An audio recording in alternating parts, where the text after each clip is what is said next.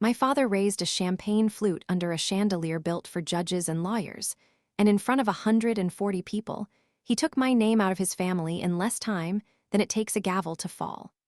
The orchestra had just finished a set. Someone's ice was still settling in a glass across the room. He tapped his fork against the crystal, and the ballroom of the old Belhaven Yacht Club went quiet the way a courtroom goes quiet right before a verdict comes back. He smiled at the room that had come to celebrate 41 years of his law practice. He did not smile at me. "I want to say something while I have my people here," he said, and the little lapel microphone carried it to every table in the room. "I'm formally disowning my daughter, Renata. She has disgraced this family and this firm. I'd ask that none of you contact her on our behalf." My mother's hand froze over the bread basket. My 7-year-old Josie looked up at me from inside a flower girl dress she'd insisted on wearing again 2 months after the wedding it was bought for, trying to work out a sentence no child should ever have to parse. And what none of the 140 lawyers, judges, and clients in that ballroom knew was that 3 days earlier I had already been sitting at my grandmother's rolltop desk with a brass key in my hand. And that in 11 more days, I would be standing in an actual courtroom, reading my father's own ledger back to him, in front of the very judge who had sworn him into the bar 41 years before. But to understand how a probate lawyer's daughter ends up doing that to her own father, you have to go back to the spring. My grandmother started calling me by my mother's name. Welcome back to paper trail justice, where the quietest person at the table is usually the one who already has the receipts. If a story like this ever made you sit up a little straighter, you're exactly who this channel is for. Tell me in the comments what state you're watching from tonight, and go ahead and hit subscribe, because this one earns it. My name is Renata Hollies. Everyone but my father calls me Ren. I'm 39, I live outside Belhaven, South Carolina, and for 10 years I've made my living doing something most people don't know exists. I'm a state-certified professional fiduciary. When a probate judge suspects that someone holding power of attorney over an elderly person might be mismanaging their money, the court appoints someone like me to pull every bank statement, every check, every disbursement, and lay the truth out flat on a table. I don't work for families. I work for the person who can no longer speak for themselves. I've spent a decade learning that the people who steal from the vulnerable are almost never strangers. They're the ones who already have the keys. I grew up in a house where my father, Walton Renfrow, was the most trusted man in 3 counties. Renfrow Law had drafted half the wills and powers of attorney in Belhaven for 4 decades. My mother, Priscilla, kept the firm's books at the little roll-top desk in the back office, quietly, precisely, without ever once putting her own name on anything that mattered. My younger brother, Dean, ran a boat dealership and marina out on Cutter's Inlet that had my father's fingerprints all over its financing, though nobody said that part out loud.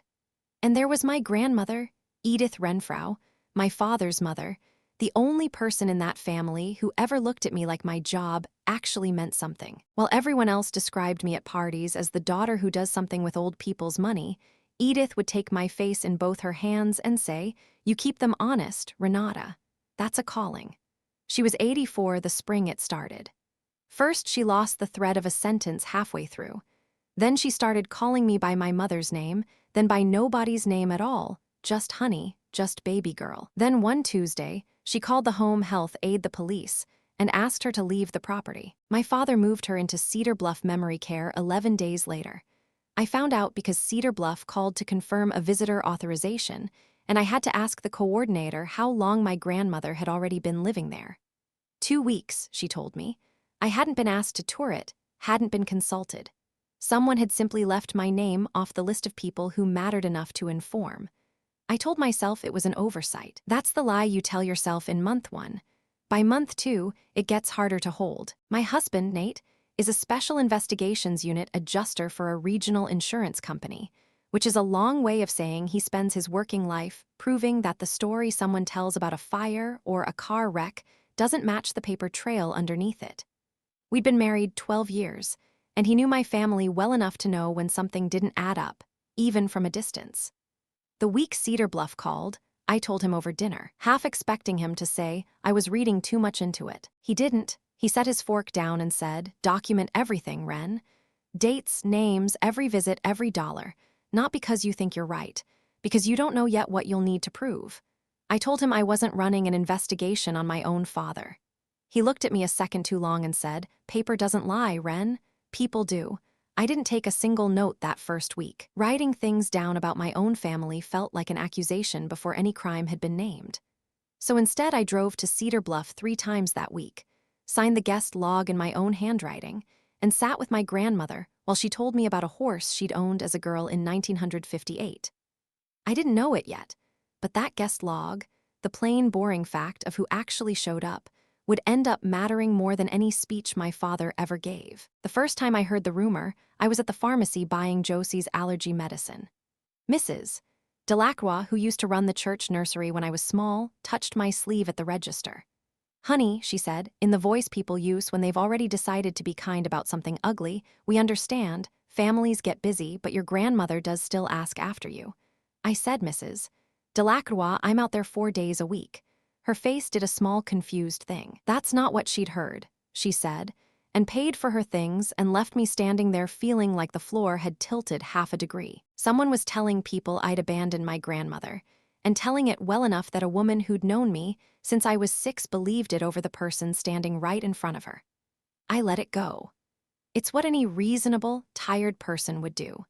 But the person spreading that rumor was counting on precisely that, on me being too decent and too busy to ask the one question that would have unraveled the whole thing a year sooner. Cedar Bluff handed me the first real thread by accident. 2 Saturdays later, the front desk was short-staffed and asked me to sign the paper log myself. The binder was open to the current month, my name running down the page like a grocery list: Tuesday, Thursday, Saturday, Tuesday again. Beside the other family names, the lines weren't thin. They were blank. My mother had signed in once for 18 minutes, on a day she'd posted online about an afternoon with Mama Edith. My father hadn't signed in at all. Neither had Dean. I asked the desk nurse if there was a second log somewhere. "No, Han," she said. "Just the one. You're our regular." I took a photograph of the page and told myself it was for my own peace of mind, because I still wasn't ready to use the word evidence about my own family, even inside my own head. Then I went and sat with my grandmother, who was having a clear afternoon, and she squeezed my hand and said, "You're the only one who comes, Renata girl." It landed like a stone dropped in still water. She wasn't confused when she said it.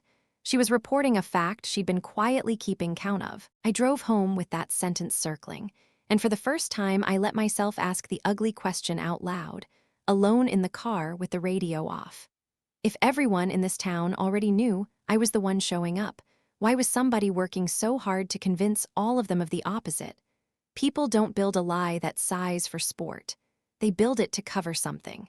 If you've ever been the one everybody talks about but nobody actually talks to, drop the words "I see you" in the comments right now, because I promise you're not the only one watching this tonight who's lived that exact sentence. After that, the cooling I'd been telling myself I was imagining stopped being imaginary. I got quietly dropped from the family group chat, not blocked, just left off new threads. Dean forgot to invite Josie to his son's birthday party, then acted wounded when I mentioned it. My mother started answering my calls on speakerphone, which meant every conversation now had an audience, and I was always the subject, never the guest. The worst part is what it did to my own head. I started over-explaining, sending my mother long texts itemizing exactly how many times I'd visited Edith, like a defendant who doesn't yet realize she's on trial. Nobody warns you that being slowly frozen out costs you all the energy you'd otherwise spend asking why someone needs you gone. One evening, my mother called on speakerphone again, and I finally asked the plain version. "Mom, why do people in this town think I abandoned Grandma?" There was a pause with breathing in it. Then, in the funeral voice she used on difficult relatives, "We just want to keep this family together, Renata." And she hung up before I could answer. I sat there with the dead phone in my hand for a long time, turning that sentence over. Together. She'd said it like a threat, wearing the costume of a hope, and I couldn't yet say why that scared me the way it did. The money question came next, the way it always does if you wait long enough. Cedar Bluff ran $7,400 a month, a number that would have frightened me if I'd believed my grandmother was paying it out of her modest pension. She wasn't. Decades earlier, my great-grandfather had put family timberland into a trust that eventually got sold off and reinvested, and Edith had lived comfortably off the income her whole widowhood. "Don't you worry about the money," my father had always said. "That's what the trust is for." So one afternoon, purely to understand the logistics, I asked the billing office whether the trust was covering everything. "Paid in full, every month, right on schedule by the agent," the woman told me. I asked who the agent was. "Walton Renfrew," she said, like it was the most natural fact in the world. He was her son. He was a lawyer. Of course he held her power of attorney. I drove home reassured, which is almost funny to say now, because I'd just been handed the first thread of the entire thing and folded it up as good news. The man controlling every dollar of my grandmother's care was the same man who, within the year, would stand at a microphone and tell 140 people that I was the shameful one. The thread started to itch a few weeks later, at a rare Sunday dinner I still got invited to. Edith had taken a small fall, nothing serious, but it rattled me, and I mentioned that given my line of work, I'd feel better cross-checking the facility's charges against the trust statements. "It's what I'd tell any family to do," I said. My father set down his fork with the exact patience of a man explaining compound interest to a child. "Renata, you handle strangers' money for a living. This is family. I hold the power of attorney. That is my desk, not yours." The temperature at the table dropped. My mother found something urgent in the green beans.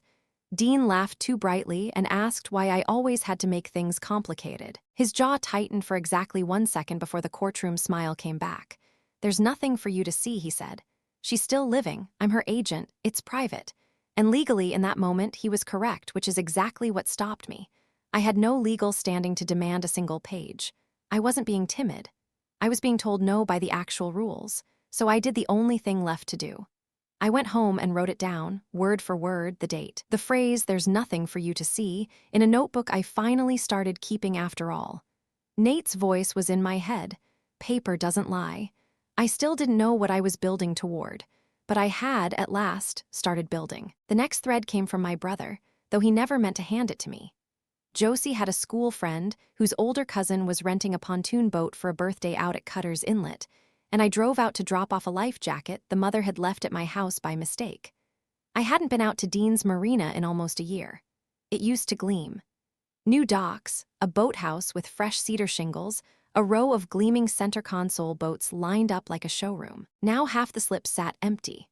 One of the finger docks had a section of decking missing, roped off with yellow tape that had gone gray in the sun. Propped against the office door, face down in the gravel, was a for lease sign, and when I turned it over I could see somebody had tried to pull it up in a hurry and given up halfway. While I stood there, a man in a marine supply delivery truck pulled in and asked me, tired rather than angry, whether I knew when Dean planned to settle up. "Engine parts, dock hardware, going on 4 months now."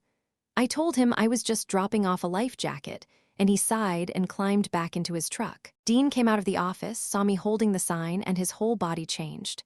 "What are you doing back here?" he snapped. He took the life jacket, planted himself in the doorway so I couldn't see past him, and said, "We're fine, we're doing renovations." Then he all but walked me to my car. I drove home turning one fact over. A marina that can't pay its own parts supplier for 4 months doesn't stay open on good looks.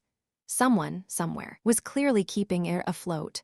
I just hadn't yet asked myself whose money. My grandmother had what we call in my field a lucid window. Families think it's a recovery. In my experience, it almost never is. Edith had hers on a Wednesday afternoon in early June. I came in expecting the usual fog and found her sitting up in bed, eyes sharp, asking for her coffee the exact way she'd taken it for 60 years, black with 1 sugar, not 2. She knew my name immediately. She asked about Josie by name. She laughed at something I said about Nate's terrible taste in ties. For almost an hour, I had my grandmother back completely, whole, present herself, and I held onto it the way you hold a warm cup on a cold morning, afraid to set it down. Then, near the end of that hour, her face changed. She gripped my hand harder than I would have believed she still could, and her voice dropped low, the way you talk when you don't want a nurse's aide passing in the hallway to overhear. "Renata girl," she said, "listen to me while I'm still here. When it's time, you go to my desk. The rolltop in the front room, bottom drawer sticks. You pull it all the way out and reach behind it. Do this before your father clears the house. Promise me." I promised. I asked her what was back there. The fog was already starting to roll back across her eyes like weather moving in off the water.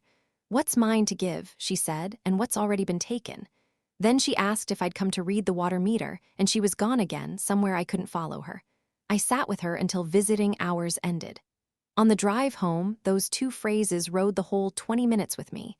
What's mine to give? What's already been taken? I didn't know yet that in the last clear hour she would ever have, my grandmother had just told me exactly where to look, and, in a manner of speaking, exactly who to look at. Edith died 9 days later, at 2:47 in the morning, and I was the only family member there. Cedar Bluff called me first because mine was still the only name marked as primary contact, an irony I'd only fully appreciate later. I drove through empty streets with the radio off and made it in time to hold her hand while it cooled. Doing it for my own grandmother, alone, in the blue dark of a memory care room, broke something open in me that 10 years of professional distance could not hold shut. I called my parents at 3 in the morning. My father answered on the second ring, already fully awake. I told him she was gone. There was a silence, and then the first words out of his mouth before any question about her last hours were, "All right, we'll need to do this properly. The service has to be handled right. People will be watching. Not, how was she? Not, were you with her? People will be watching." I hung up, sat back down beside her, and made her a different promise than the one about the funeral. I promised her I'd get to that drawer before he cleared the house. Because a man whose first instinct at his own mother's death is to manage how it looks isn't a man in mourning. That's a man getting ahead of something. The funeral was beautiful, the way my father makes everything beautiful, flawless and a little cold, like a photograph of warmth instead of the real thing. My father delivered a eulogy about duty and legacy that had people dabbing at their eyes. And all around me at the reception, something was off. Dean wouldn't meet my eyes. My mother held my hand at the graveside, but it was a hold for the cameras. Aunts and cousins who used to bounce me on their knees kept a careful distance. The way you do from someone you've been told might be contagious. At the reception, my Aunt Carol cornered me by the coffee urn, 2 glasses of Chardonnay in already, her sympathy hiding a blade. "I just hope you can live with yourself," she said, patting my arm after what you took from her. Her jewelry, Renata, she whispered, scandalized while she was still living. The floor tilted that same half-degree again, worse this time. The rumor had grown from Wren doesn't visit anymore to Wren steals. Upgraded from neglect to theft at the exact moment, a family trust was about to change hands. I didn't defend myself at my own grandmother's reception. I couldn't. I set down my coffee, found Josie, and went home. But the fiduciary in me, the part of me that gets paid to notice these exact patterns in strangers' families, had already opened a file. That night I wrote down the new accusation, the date, and my aunt's exact words, right under the entry about "there's nothing for you to see." The story was escalating. So was I. I went to my grandmother's house the next morning, before anyone else thought to. I still had the spare key she'd given me years earlier, back when the only thing she trusted me with was watering her ferns. The house smelled like her coffee and rose soap, and it gutted me to stand in the front room. But I'd made a promise, so I went straight to the roll-top desk, pulled the bottom drawer all the way out on its runners, and reached into the space behind it. My fingers found a manila envelope, taped flat against the back panel. Inside was a small brass key on a paper tag that read "Safe Deposit, First Coastal Bank," a different bank entirely from the one my father's firm used for client trust accounts. Under the key was a letter, folded in thirds, my name on the front in her shaking, unmistakable hand.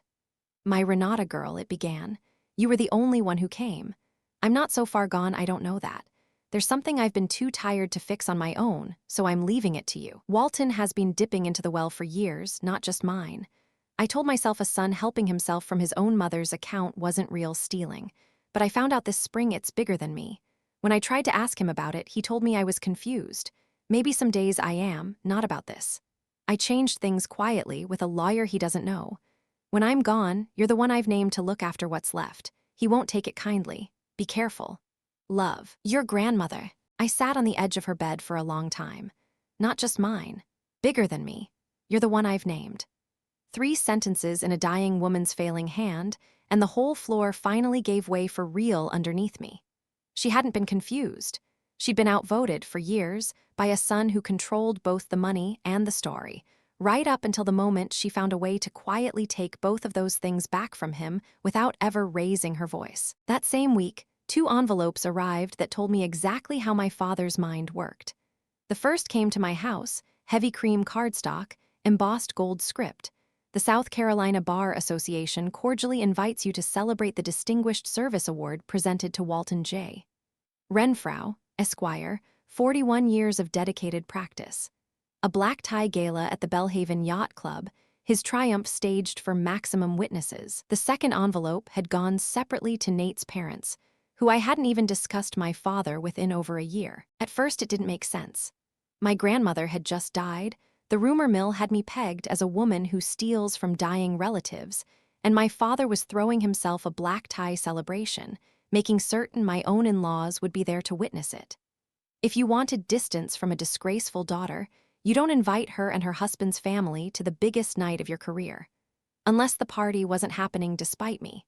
Unless I was part of the program. That's the moment I stopped being frightened and started being careful in a different, colder way, the way I get on the job when a case is about to break, and panic would ruin the evidence.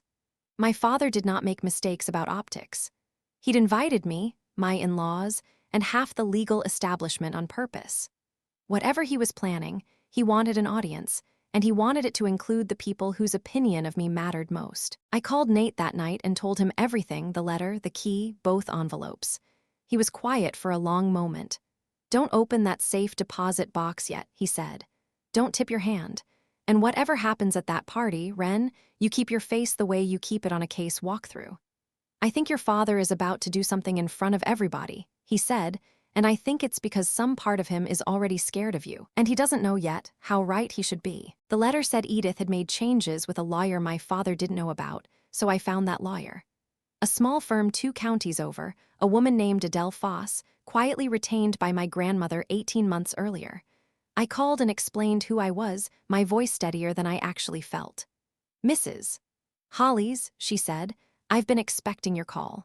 Your grandmother executed a new power of attorney and an amended trust 18 months ago, naming you as successor agent and successor trustee, effective immediately upon her death, and it's already been triggered. She'd wanted to remove your father outright while she was living," Adele told me, "but by then her diagnosis was already documented, and challenging a sitting agent would have meant proving her own competence in front of a judge, a fight she knew she'd lose the moment he used the word confused. So she did the one quiet thing she could still legally do. She named the person she trusted to step in the instant she was gone. It means," Adele said, "that as of 9 days ago, you have legal authority over that trust, and both the right and the obligation to demand a full accounting of how it was managed under the prior agent. Your father." I sat down hard on my own kitchen stool. For a year I'd been told there was nothing for me to see. Now the very documents he'd locked away from me were mine to legally demand. Foss walked me through it. I'd send a formal written demand for the trust's complete financial history as far back as I wanted. "How far back?" I asked. "How far back do you think you'll need?" she answered, and I could hear in the pause that she already suspected what I was going to find. "All of it," I told her. Every year he had it. I drove home and drafted the demand letter that night at my own kitchen table, Josie asleep down the hall, Nate's voice in my head. Paper doesn't lie. I signed it, scanned it, sent it, and felt the whole quiet machine of it finally begin to turn. Not loud, not dramatic. Just the certainty of a legal request that could not, this time, be refused. If a quiet woman with a case file makes you a little nervous on someone's behalf, that's a good instinct. This is exactly the kind of story this channel exists for, so if you haven't already, subscribe to Paper Trail Justice now, because the next part is where the floor really gives out. The accounting didn't arrive overnight. Adele warned me it could take a couple of weeks, so I waited, kept working my other cases, kept Josie's world normal, and kept my notebook current. Once, my mother called on speakerphone, fishing in that too casual voice she uses. "Have you talked to some lawyer about Mama Edith's things?" she asked. I told her only that I was handling some estate paperwork, which was true and nothing else. The silence on the other end had a new texture, not cold anymore, but anxious. They knew a successor agent had standing now. They just didn't know I'd already pulled the trigger on a formal demand. That asymmetry sat in my chest for 2 solid weeks. My father was out accepting condolences, planning his gala, telling anyone who'd listen how deeply his eldest daughter had wounded him. And I was at a kitchen table with a legal right he could not revoke and a demand he could not refuse. He still believed the story was entirely his to tell. He'd spent a year building me into the villain so no one would believe me if I ever spoke. What he hadn't counted on was that I'd never need anyone to believe me. I'd just need his own numbers, in his own handwriting, read out loud, in a room he did not control. The accounting still hadn't arrived the night of the gala.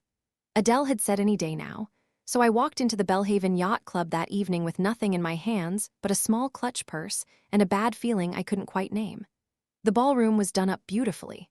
White tablecloths, a step-and-repeat banner with my father's smiling headshot, a glass case of bar association pins, and photographs of him shaking hands with 3 different governors. 140 people, half the county's legal establishment, judges I recognized from my own casework, and Nate's parents seated near the front because my mother had placed them there herself. Nate stood beside me in a dark suit, his hand finding the small of my back the second we walked in. Josie wore her flower girl dress and twirled once in the entryway, 7 years old, and thrilled to be at a grown-up party with the grandfather she still adored. I told myself the worst he'd do was ignore me. My father worked the room warm and booming, and when his eyes passed over me, they went flat for half a second before sliding on to the next handshake. The orchestra played through dinner. There was sweet tea and there was wine, and for almost an hour it really was just a party, and I let myself relax into it more than I should have. I should have known better. Nate had warned me. My grandmother had warned me from beyond the grave in her own shaking hand. But there's a part of you that keeps hoping your father isn't the man the paper trail is describing. The orchestra took a break. He picked up a glass, and just before he picked up that glass, my mother caught me by the elbow and steered me toward the little service kitchen off the side of the ballroom. I thought she wanted help with the cake. She didn't. She pulled the swinging door half shut behind us and looked at me with an expression I had genuinely never seen on her face before. Not anger. Fear. "Renata," she said quietly, her hands trembling around a stack of dessert plates, "whatever happens tonight, please, don't bring up Mama Edith's money. Not here. Not in front of these people." I asked her what exactly she thought I was going to do. "I know about the lawyer," she said. "Your father knows. We just want to keep this family together." There it was again. The same sentence she'd used to hang up on me months earlier. The family motto that had only ever meant stay quiet so it looks fine from the outside. But this time I heard the thing underneath it clearly for the first time. She wasn't asking me to keep the peace. She was begging me not to detonate something she already knew was sitting there, live, in the room. You don't beg someone not to mention a crime that never happened. I looked at my mother, really looked at her, maybe for the first time in years, and understood that she knew. Maybe not every dollar amount, but enough to be terrified of a phone call I'd made to a lawyer weeks earlier. "Mom," I said, as gently as I would tell a client's family that the numbers don't lie, "if there's nothing wrong with that money, then there's nothing for me to bring up." Her face crumpled for just a second before she rebuilt it. From the ballroom came the bright clink of a fork against crystal, and the orchestra trailing off into silence. My mother flinched. "Please," she whispered. And then the microphone crackled, and my father's voice filled the room asking everyone to find their seats, and my mother slipped out ahead of me to take hers, leaving me alone by the dessert table with my heart going like a drum. I came out of that kitchen and stood near the back as my father raised his glass and the room went still. He thanked the Bar Association. He thanked the judges by name. He told a warm little story about his first case, 41 years ago, and the room laughed because they genuinely loved him. Then his face turned grave, the practiced gravity of a man about to perform sincerity for an audience. "Before we go further," he said, "I want to say something hard. While I have everyone I care about in one room." My stomach dropped. I found Nate's eyes across the ballroom. He was already moving, slow and easy, toward me and Josie. "Family means everything to me," my father said. "It's why I chose this profession. And when family disappoints you, you have to be honest about it in front of the people who trust you, even when it hurts. So I'll say it plainly. I'm formally disowning my daughter, Renata. She has disgraced this family and this firm. I won't go into the details out of respect for my mother's memory, but she knows exactly what she did. And I'd ask all of you, as my friends and colleagues, not to contact her on our behalf. As far as this family is concerned, she is no longer part of it." A sound moved through that room, 140 people drawing breath at once. Nate's mother pressed a hand to her mouth. Josie looked up at me, her small face working, trying to understand how her grandfather could be saying that about her mommy in front of everyone. And me, I did not cry, and I did not crumble. 10 years of walking into strangers' worst family moments with a steady voice had built something in me for exactly this. I crouched down to Josie's height, smoothed her hair, and said, "It's okay, baby, we're going to go now." Then I stood, took my daughter's hand, and walked toward the doors. At the threshold, I stopped and turned back once. The whole room was watching. I looked at my father, calm as a closing argument, and said the only thing I said all night. "You'll want to remember you did this into a microphone, in a room full of lawyers." Then I walked out into the parking lot, where Nate already had the car door open. Josie cried the entire first mile home, the confused, hiccuping cry of a child who has just watched the floor of her whole world tilt sideways. Nate drove. I climbed into the back beside her, seatbelt rules forgotten for a minute, and held her face the way my grandmother used to hold mine. "Listen to me," I told her. "What Grandpa said tonight was wrong. Not wrong like a mistake, wrong like it isn't true. Sometimes grown-ups get very scared and say cruel things, and it is never, ever a child's fault when that happens." She asked if Grandpa hated us. I told her the closest thing to the truth a 7-year-old can hold.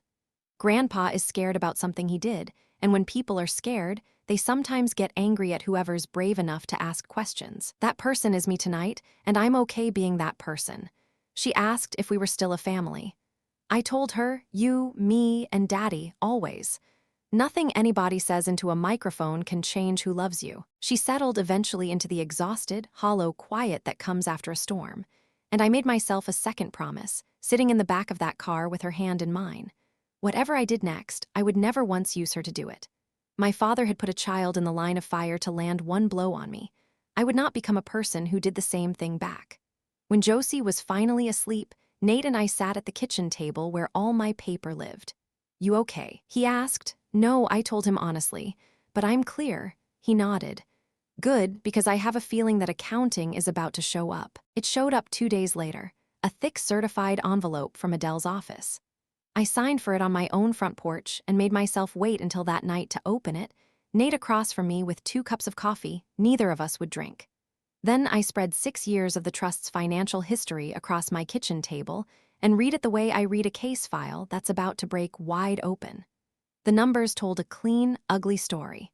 Over 6 years as agent, my father had moved roughly $240,000 out of my grandmother's accounts beyond the cost of her care, labeled as administrative fees, property repairs, and family loans. Loans that had no notes, no interest, no repayment schedule, nothing but a label attached to an amount. And there, buried in the middle of it, was a single wire transfer that made my coffee go cold. $110,000, 2 years earlier, to an entity called Cutter's Inlet Marine Holdings. My brother's marina.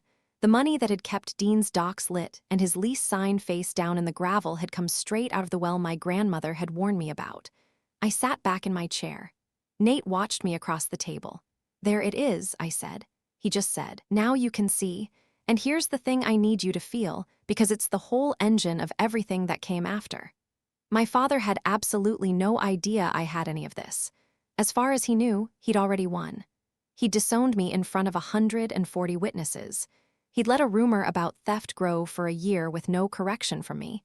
He thought the story was sealed. I was sitting at my kitchen table, with the one document that turned every word he'd said that night into a confession waiting to be read. I called Adele the next morning and told her everything I'd found. The $240,000, the $110,000 to Dean's marina. There was a silence on her end that lawyers don't usually allow themselves. "All right," she said finally. "As successor trustee, you have a legal duty here, and there's a proper way to do it. Given credible evidence of a breach, a successor trustee can petition the probate court directly for an emergency accounting hearing, with power to compel the prior agent's testimony. It's not a family dinner, Renata. It's a courtroom, and given the size of this, and the fact that your grandmother was not his only client with a power of attorney on file, I think we ask the court to look at this broadly." I asked what she meant by not his only client. "I've made some calls this week," she said. "You're not the only family in this county who's noticed something didn't add up." That sentence changed the whole shape of what I was doing. This wasn't just my grandmother's $240,000 and more. This was a pattern, and if Adele was right, there were other elderly clients out there whose families hadn't yet found their own rolltop desk, their own hidden key, their own version of the letter that had been waiting for me. We petitioned the court that week for an emergency accounting hearing. Given the evidence of a documented breach and the possibility of ongoing harm to other vulnerable clients, the judge assigned to probate matters granted an expedited date. 11 days out. I spent those 11 days doing what I do best professionally, cross-checking, organizing, making chaos legible on a page. Adele's office had included copies of the actual canceled checks behind the ledger entries, and going through them line by line at my kitchen table, Nate beside me, I found my mother. Several of the largest withdrawals had required 2 signatures, a safeguard my great-grandfather had apparently insisted on when the original trust was drafted decades earlier. One signature, on check after check, was my father's confident, familiar scrawl. The other was my mother's careful, school-teacherly hand. Priscilla Renfrow. She'd signed, not once but repeatedly, across years. I thought about her in that service kitchen at the gala, trembling around a stack of dessert plates, begging me to keep this family together. She hadn't been an innocent bystander hoping to avoid a scene. She'd been a co-signer hoping to avoid a reckoning, and now the reckoning had a court date. The worst page I found last. It wasn't a check. It was a power of attorney disbursement authorization form, dated 18 months earlier, for $15,000 in cash, drawn against the trust. And in the signature line, in handwriting that had clearly studied mine and gotten close but not quite right, was the name Renata Hollies. I stopped breathing for a second. I had never signed a single document against that trust in my life. I'd had no legal authority to, not until the day my grandmother died. But there it was, my married name, on a cash disbursement, in a hand that had been practiced enough to fool a bank clerk who didn't know me personally. And suddenly the rumor made horrible, precise sense. Wren Steele's. It hadn't grown out of nowhere. It had been planted and watered and tended for exactly this purpose, so that when the trust eventually came up short, there would already be a paper trail pointing straight at the granddaughter who'd apparently shown her true colors. My father hadn't just taken the money. He'd built me a costume out of his own theft and dressed me in it while I wasn't looking. I sat very still. Then the fiduciary in me took over, because it always does eventually. A forged signature is only as strong as the day it claims to be signed. I checked the disbursement date against my own professional calendar, and there it was, clean and unimpeachable. I hadn't been anywhere near a bank that day. I'd been sworn in, giving testimony in front of a different probate judge 40 miles away, with a court reporter transcribing every word and a docket entry proving exactly where I stood at exactly that hour. I could not have signed that slip, and I could prove, to the minute, precisely why. I called Adele and read her the date and the case number. "Send me that transcript today," she said, and for the first time her voice had something hard and almost satisfied in it. "A forged disbursement authorization isn't civil anymore, Renata," she said. "That's a felony. He didn't just steal from his own mother. He forged your name on a financial instrument to frame you for it, and he did it while you were literally under oath in a courthouse 40 miles away." That night, Nate and I built our presentation like a case file, because that's exactly what it had become. Not revenge. A clean, undeniable presentation of the truth in order, on a table where a judge could see every page. We laid it all out. The Cedar Bluff guest log, my grandmother's letter, the full accounting, the canceled checks bearing my mother's signature, and last, the forged disbursement slip paired against my own sworn court transcript. Nate watched me arrange the pages. "You don't need me to argue this for you, Wren," he said. "You've already won it." I told him I needed him standing where the judge could see him anyway, not speaking, just present so it would be obvious I wasn't alone. "Let him talk first," he said. "Let him get all the way out on the branch before you read a single page." We went over it twice more. I wouldn't raise my voice. I'd let the documents and the judge do the work, the exact way 10 years of professional testimony had trained me to. I actually slept, the night before the hearing, for the first time in months, because the waiting was finally over. In the morning, I would walk into the same county courthouse where my father had argued 100 cases over 41 years, and I would set the truth down page by page, in front of a judge, and let the whole record show exactly where it landed. The hearing was set for a Thursday morning, in the small probate courtroom on the second floor of the Belhaven County Courthouse. Adele's office had formally noticed my father, my mother, and Dean as interested parties, along with a court-appointed guardian ad litem for the trust's other beneficiaries. Word travels fast in a small legal community, and by the time I climbed those steps, I noticed two other families sitting quietly in the back gallery. I recognized one man, an elderly farmer named Otis Beale, whose late wife's estate my father's firm had also handled. His daughter sat beside him with a manila folder of her own, and when our eyes met, she gave me a small, tired nod that said I think we're here for the same reason. Judge Corinne Ashby presided, a woman in her 60s who had, I later learned, sworn my father into the bar 41 years earlier as a young clerk of court. She took the bench with the flat patience of someone who has heard every excuse a room can offer and stopped being impressed by any of them long ago. My father sat at the petitioner's table beside a young associate from his own firm, wearing the same confident posture he'd worn at the gala, a man who believed today was a formality he'd simply have to sit through. I came in with Nate, who took a seat directly behind me, hands folded, saying nothing, exactly as we'd planned. I'd left Josie with Nate's mother. This was no place for a 7-year-old. Judge Ashby opened by stating the matter for the record, an emergency petition for accounting and possible removal of a fiduciary agent, filed by successor trustee Renata Hollies regarding the estate of Edith Renfrow. Before she could finish, my father's attorney requested permission for his client to make a brief statement, and the judge, with visible reluctance, allowed it. My father stood, buttoned his jacket, and turned partly toward the gallery instead of the bench, the way a man does when he's really speaking to an audience. "Your Honor," he said, "before we get into paperwork, I think the court deserves some context. My daughter and I have had a painful falling out this year. There have been financial irregularities, missing property, questions about her judgment. I say it so the court understands, because paper, Your Honor, can be made to say a great many things in the wrong hands." It was a well-built opening. He was preloading the room so whatever I said next would sound like the desperate spin of a woman already accused. He glanced at me on the words "in the wrong hands," waiting for me to flinch. I didn't. I let him walk all the way out onto that branch, exactly as Nate had told me he would, because here is the thing my father had never once understood about his eldest daughter. I don't argue with people who are wrong. I document them. And he just stood up in a courtroom, under oath, and told a judge in advance not to trust the accounting, seconds before a neutral trustee was about to prove it could be trusted completely. Judge Ashby let him finish, then said, in the flat, unbothered voice of someone who has read a great many exhibits in her career, "Thank you, Mr. Renfrow. M.S. Hollies, as successor trustee, you may present your accounting. The floor is yours." I stood.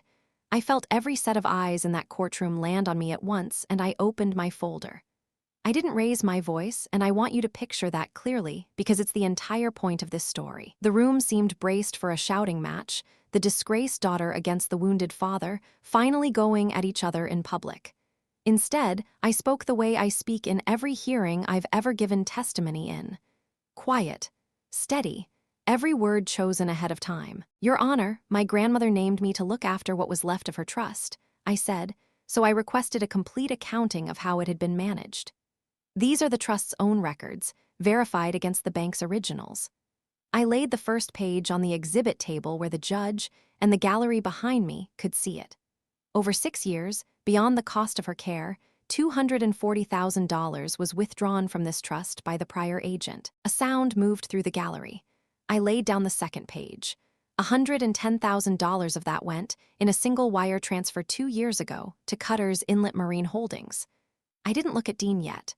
The remainder is labeled as administrative fees, property repairs, and family loans that carry no notes, no interest terms, and no record of a single dollar ever being repaid. Then I looked, finally, directly at my father, and said the thing I had been carrying since the night he raised that glass. "You told 140 people I disgraced this family," I said. "I didn't disgrace anyone. I brought the bank statements." That's when he came up out of his chair so fast it scraped hard against the floor. His face had gone red and wet, his courtroom voice cracking wide open into something raw. "How dare you," he said, "after everything I've built. You have no idea what it takes to hold a family together, you ungrateful." Judge Ashby's gavel came down once sharp. "Mr. Renfrow, sit down," she said, in a voice that had clearly ended larger tantrums than his in that same room. And I just stood there, calm as a held breath, and let the room see the difference between us laid out plainly. He had spent a year telling everyone I was the unstable one, and here he was shouting in an open courtroom, while his disgraced daughter read numbers in a voice that never once rose above conversational. Power doesn't always announce itself loudly. Sometimes it's the only quiet thing left standing in a room full of noise. When my father finally dropped back into his chair, breathing hard, the courtroom belonged entirely to the exhibits now. I turned the next pages over gently. Some of you may be assuming he acted alone, I said, and laid down the canceled checks. The largest withdrawals required 2 signatures. That safeguard was built into this trust by my great-grandfather decades ago. I touched the second signature line. This is my mother's handwriting on this check, and this one, and this one. Every head in the room turned toward my mother, seated pale and small at the petitioner's table. Her mouth opened, and what came out was the only thing she had left. We just wanted to keep this family together, she whispered, and in the silence of that courtroom, for the first time, everyone heard that sentence for exactly what it had always been. Otis Beale's daughter, sitting in the gallery behind me, said quietly, not cruelly, just stunned, "You kept it together by letting your own daughter take the blame for it." My mother folded forward over her hands and began to cry. It cost me something to keep standing there, because I could finally see the whole shape of her. A woman who'd never had a bank account in her own name, who signed wherever she was told because the alternative was a fight she never believed she could survive. I understood her. I even pitied her. But understanding isn't excusing, and pity doesn't unsign a check. It was Dean who couldn't hold still. From the far end of the table, he burst out. That $110,000 was a legitimate loan. Dad structured it properly. Judge Ashby looked at Adele, who simply said, "There's no promissory note on file, Your Honor, no interest terms, no repayment schedule of any kind. It isn't a loan if it never has to be repaid. It's simply his mother's trust keeping his docks afloat." Dean kept going, voice climbing, and that's when I understood he had no idea what I still had left to show the court. So I laid it down. "One more page," I said, and my voice did waver here, just slightly, because this was the one that had broken something in me at my own kitchen table. 18 months ago, $15,000 in cash was withdrawn from this trust on a disbursement authorization form. The signature reads Renata Hollies, my married name. I let that sit in the room for a second. I never signed this, Your Honor. I had no legal authority over this trust at all until the day my grandmother died. And on the date this form is dated, I was under oath in Judge Talbert's courtroom in the next county, giving testimony in an unrelated conservatorship matter. Here is the certified transcript from that exact hour, entered as Exhibit F. I could not have been standing at a bank teller's window that afternoon, and the court's own record proves it. Adele slid the transcript across to the bench. Judge Ashby read it, and something in her expression, which had been carefully neutral all morning, hardened into something else entirely. "A forged financial instrument," she said slowly, "used to implicate an innocent party who was, at that exact hour, under oath in another courtroom in this judicial circuit. Mr. Renfrew, do you understand the gravity of what's just been entered into this record?" My father opened his mouth and closed it again. There was nowhere left for that sentence to go. That's when Adele quietly slid one more document across the table, an email she'd obtained through discovery, kept oddly in my father's own client file. It was from Dean to my father, written 2 years earlier, suggesting they tell people Wren had been helping herself to Grandma's jewelry for years. The obvious one, she's always out there anyway. He'd written it to protect his own marina, handed the lie to our father, and our father had built a forged signature on top of it. The whole gallery turned toward him, and he looked back at me with no apology anywhere on his face, only the cold arithmetic of a man who'd just been caught. What happened next is the part I think you already sensed was coming.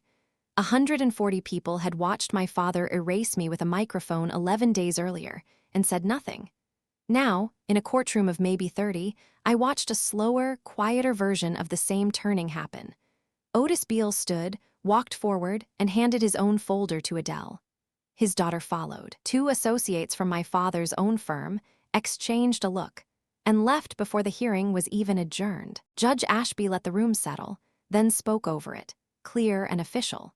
"For the record," she said, "given the evidence presented today, this court is removing Walton Renfrew as agent and trustee across all matters currently before this court, effective immediately."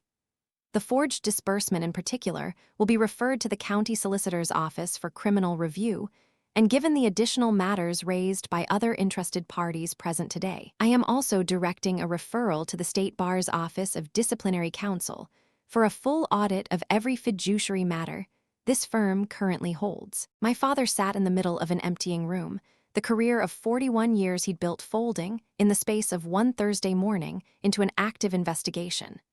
My mother wept quietly beside him. Dean argued with an associate who wouldn't argue back, and I stood at the exhibit table beside a folder that had at last run all the way out of pages, calm, finally, all the way through. The disowning had taken him 11 seconds and a microphone. The truth had taken me a year and a case file.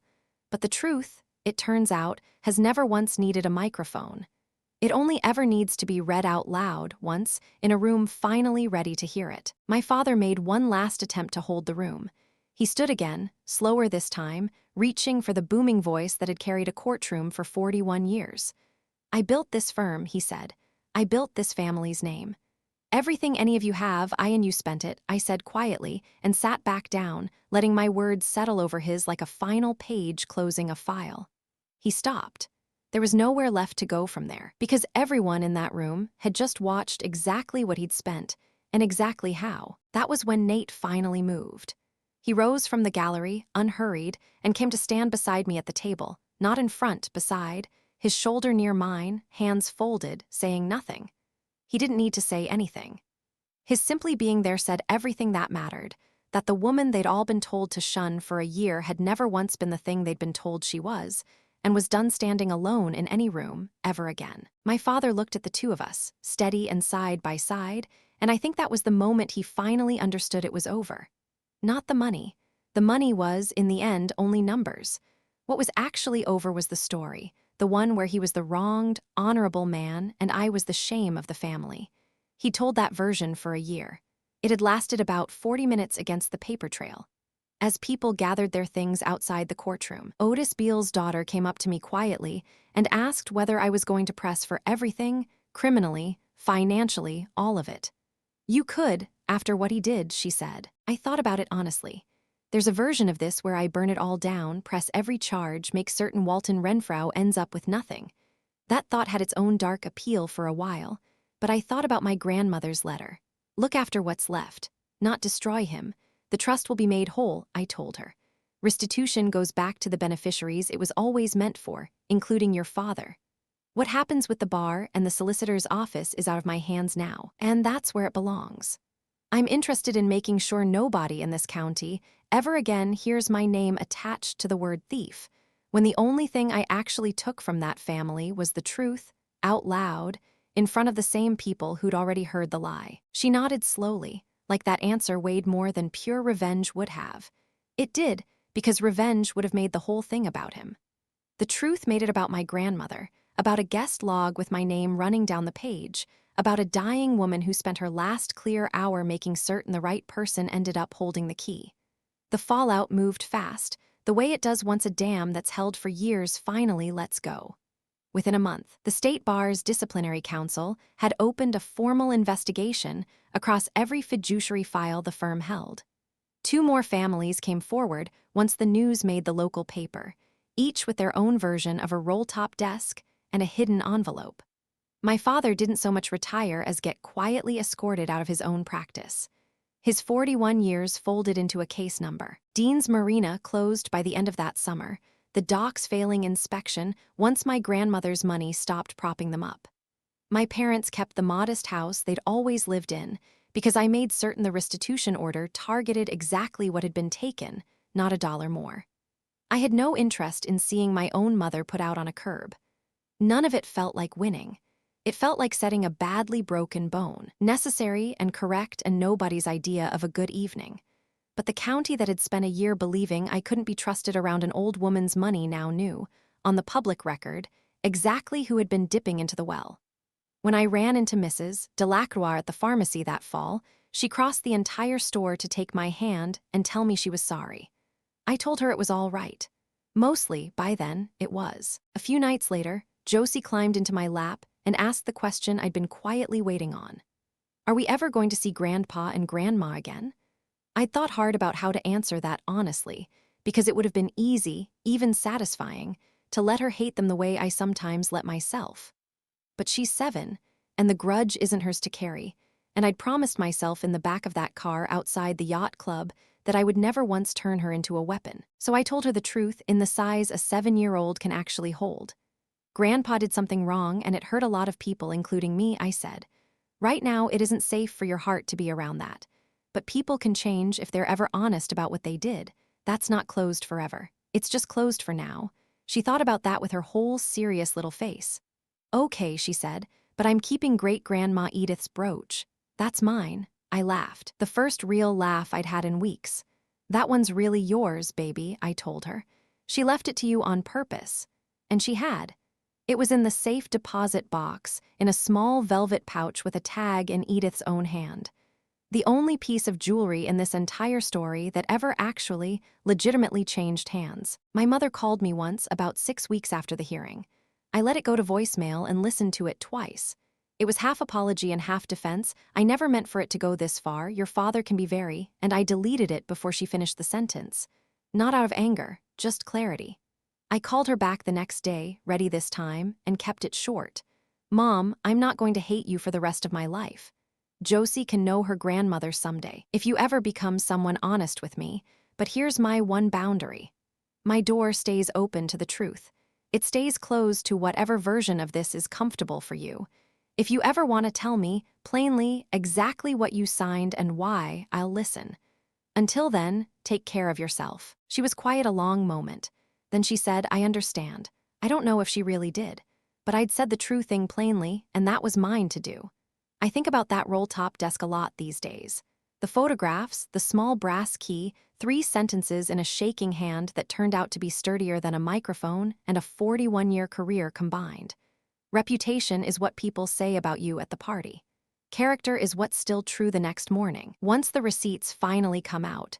And in my experience, only one of those 2 things can ever actually be disowned. 6 months after the hearing, I started a small nonprofit legal clinic in Belhaven, using part of the recovered restitution exactly as Edith's letter intended, one that helps families petition the court for the kind of emergency accounting that saved what was left of her estate. We named it Edith's Fund. Some weeks it's just me, a volunteer attorney, and a stack of files at a folding table in a church basement. But every week somebody walks in with their own version of a locked drawer, and I get to hand them the one thing nobody handed me early enough.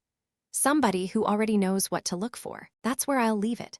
A chandelier, 140 witnesses, and one quiet page that told the truth louder than any of them ever managed to clap. If you made it all the way here, tell me in the comments which moment got you, the pharmacy, the roll-top desk, or the courtroom. Share this with the quiet one in your own family, the one who keeps every receipt without ever being asked to. And subscribe to Paper Trail Justice, because somewhere tonight in some drawer, somebody is already keeping the one page that's going to end their own story.